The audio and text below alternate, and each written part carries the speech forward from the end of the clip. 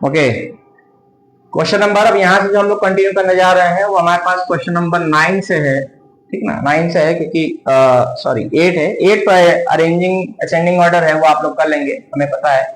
9 से कंटिन्यू करने जा रहे हैं। 9 का फर्स्ट पार्ट क्वेश्चन कह रहा है कि ए रेशियो बी हमारे पास कितना दिया हुआ है, ए रेशियो बी 2:3 के अकॉर्डिंग है, बी रेशियो सी हमारे पास 4:5 के अकॉर्डिंग है, सी रेशियो डी हमारे पास 6:7 के अकॉर्डिंग है। तो हमसे पूछ रहा है कि ए रेशियो डी क्या होगा प्रेजेंट टाइम में।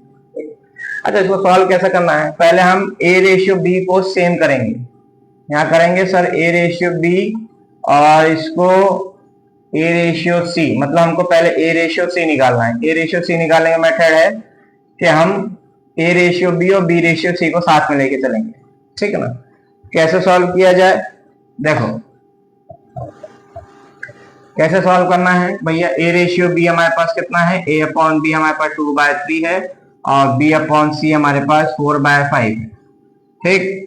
तो जो बी में इधर 4 है इधर 3 है, तो हम इन दोनों का एलसीएम लेकर के ऊपर नीचे मल्टीप्लाई कराएंगे ताकि हमारे पास बी दोनों तरफ क्या होना चाहिए, सेम होना चाहिए। इसका मतलब है कि ए अपॉन बी 2/3 हम किसका मल्टीप्लाई करा दें, हम मल्टीप्लाई करा दें यहाँ पे किससे करा दें, ये से 4 ऊपर करा दे इधर साइड और बी रेशियो सी में 3 ऊपर नीचे मल्टीप्लाई करा दे, तो ए रेशियो बी हमारे पास बन के आएगा 8/12 और ये हो जाएगा हमारे पास 12 कितना हो जाएगा 15।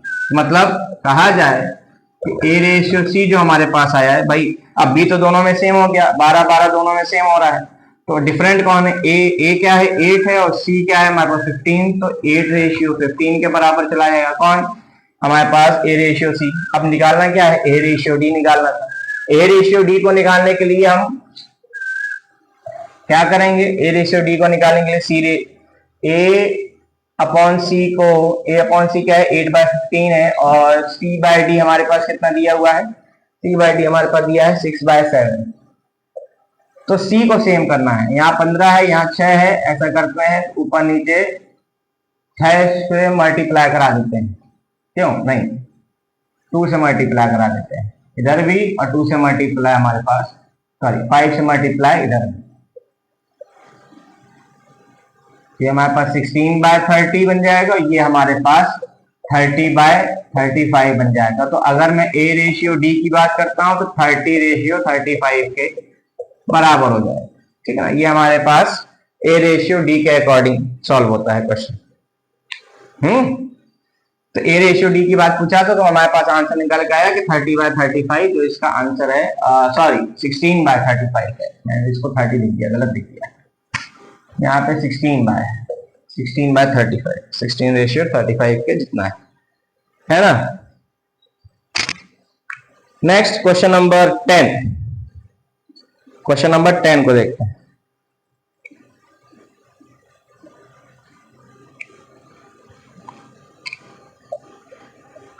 क्वेश्चन नंबर 10 क्या कह रहा है कि if a ratio b is 4:5, 1/4:1/5, कह रहा है कि ए रेशियो बी हमारे पास 1/4:1/5 दिया हुआ है, बी रेशियो सी हमारे पास 1/7:1/6 दिया गया है।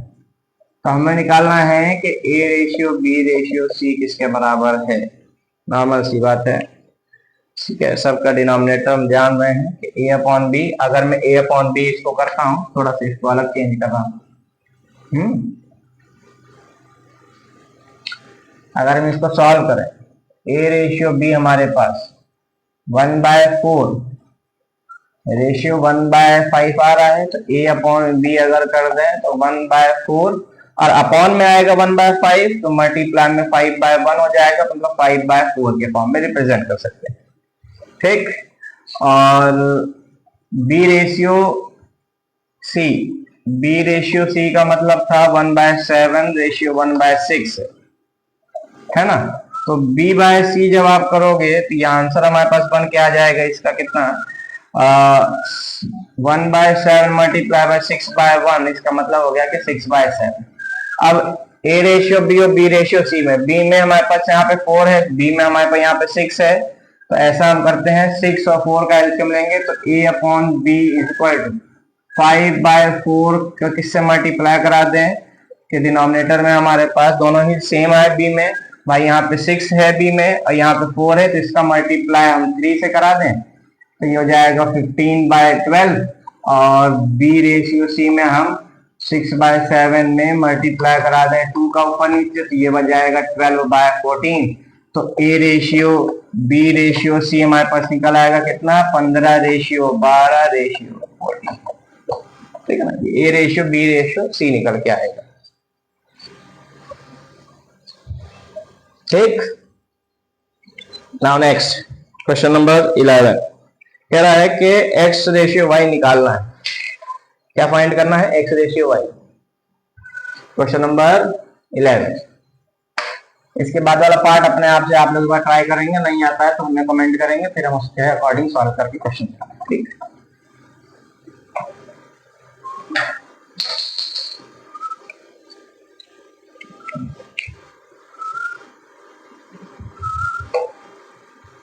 देखो 11 क्वेश्चन क्या कह रहा है? क्वेश्चन नंबर 11 कह रहा है कि 3x + 5y upon 3x - 5y किसके बराबर हो जाता है? ये हमारे पास 7/3 के बराबर है। तो x रेशियो y निकालना है, मतलब ऐसा क्या दें कि सर x अपॉन y की वैल्यू निकालना।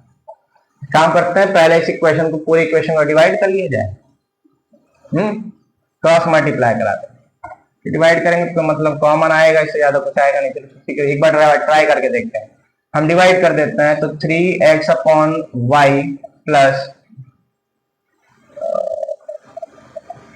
y से डिवाइड करेंगे, नहीं क्रॉस मल्टीप्लाई करा 3 का मल्टीप्लाई 3x + 5y के साथ इज इक्वल टू 7 का मल्टीप्लाई 3x - 5y के साथ, आसानी जल्दी हो जाएगा। तो 9x प्लस का 15y is equal to 21x minus का 35y के बराबर। x वालों को एक तरफ करते हैं, y वालों को एक तरफ, तो 9x में से 21x को हटा देते हैं, माइनस का जो 35y है उसमें माइनस का क्या कर देते हैं 15y को और कर लेते हैं। तो यहाँ से हमारे पास आ जाएगा 11 में से 9 गया बचा 2, माइनस का 12x इज इक्वल टू कितना हो जाएगा माइनस का 40y, minus minus cancel, x upon y की जो वैल्यू आ गई वो 40/12 की वैल्यू आ गई। इसका मतलब है 40/12 का आने का मतलब हो जाएगा कि हम इसको अगर रिड्यूस करें तो 10/3, मतलब x रेशियो y की जो वैल्यू आ रही है वो 10/3 के फॉर्म में रिप्रेजेंट हो रही है। ये हमारे पास इसका सॉल्यूशन, ठीक। ये क्वेश्चन नंबर 11 है। Now question number 12 sorry,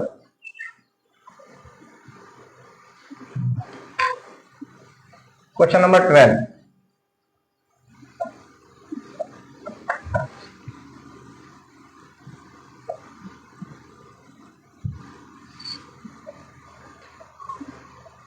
question number 12 में क्या कह रहा है? कह रहा है कि 4x square plus xy ratio 3xy minus y square, ठीक, किसके बराबर है? ये हमारे पास है 12/15 के बराबर, पहले 12/5 के बराबर है। हाँ, पहले हम x और y का रेशियो निकाल लेते हैं, इसके बाद क्वेश्चन को सॉल्व करें। तो ऐसा कर लेते हैं कि 4x square plus xy upon 3xy minus y square को 12/15 के बराबर रख देते हैं, सॉरी 12/5 है। क्रॉस मल्टीप्लाई कराते हैं तो जाएगा 5 का multiply 4x square plus xy के साथ, 12 का multiply 3xy minus y square के साथ, ये जाएगा 20x square plus 5xy is equal to 36xy minus का 12y स्क्वायर, है ना। तो अगर इसको सही से सॉल्व किया जाए तो 20x स्क्वायर माइनस 31xy और प्लस का 12y² इज इक्वल टू 0 के बराबर। यहाँ पे कुछ कॉमन ऐसा कुछ दिख तो रहा नहीं है, हम इसको थोड़ा सा रिड्यूस करने की कोशिश करा जाए। 336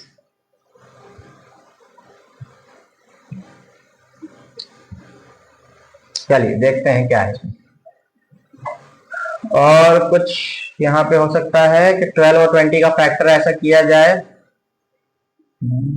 पॉसिबल है। 12 और 20 का मल्टीप्लाई कराने से हमारे पास 240 बनता है। और 240 बनेगा तो 120 जा 260 230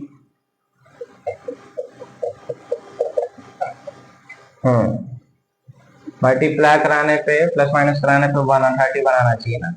मल्टीप्लाई कराने पे 2 2 4 4 2 8 8 2 16 16 15 कितना हो गया 31 हो गया। मतलब सॉल्यूशन यहाँ से आ जाएगा। तो हम यहाँ लिखेंगे 20x² माइनस 16xy माइनस का 15xy प्लस का 12y² इज इक्वल टू 0 बराबर है ना। हम यहाँ से इसको फैक्टर अगर करें अच्छे से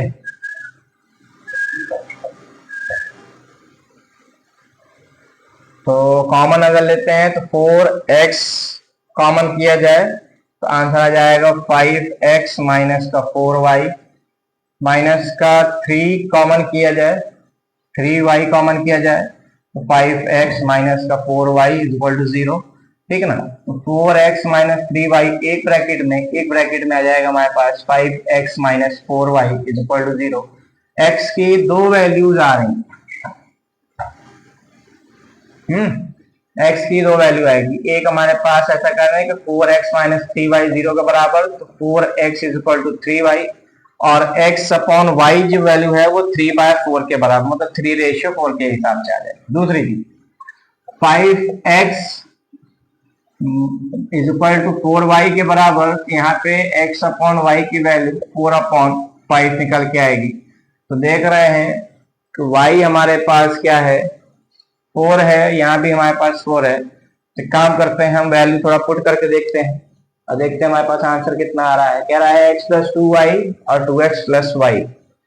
अब जिसका फाइंड का पार्ट है वो हमारे पास है x प्लस 2y की वैल्यू निकालो, रेशियो 2x प्लस वाई। क्या करना चाहिए भाई, अगर हम इसको डिवाइड में ले आए तो x plus 2y upon 2x plus y, तो इसको हम इस तरह से लिख सकते हैं कि x upon y plus 2 upon, यहां भी ऐसा लिख दें 2x अपॉन वाई प्लस 1। ठीक, x अपॉन वाई की जो वैल्यू 3/4 है, एक बार पुट करके देखते हैं आंसर आ रहा है कि नहीं, ये पता चलेगा सही है कि गलत। ठीक है ना। यहां से 3/4 की वैल्यू पुट करके देखिए तो 3/4 प्लस का 2, 3/4 plus 2 upon 2 multiply by 3/4 plus 1। तो इसका आंसर हमारे पास आ गया 8 प्लस 3 11/4 अपॉन, ये हो जाएगा हमारे पास कितना 6 प्लस 4 10/4। मतलब आंसर हमारे पास आ गया 11/10। पहला तो ये आ रहा है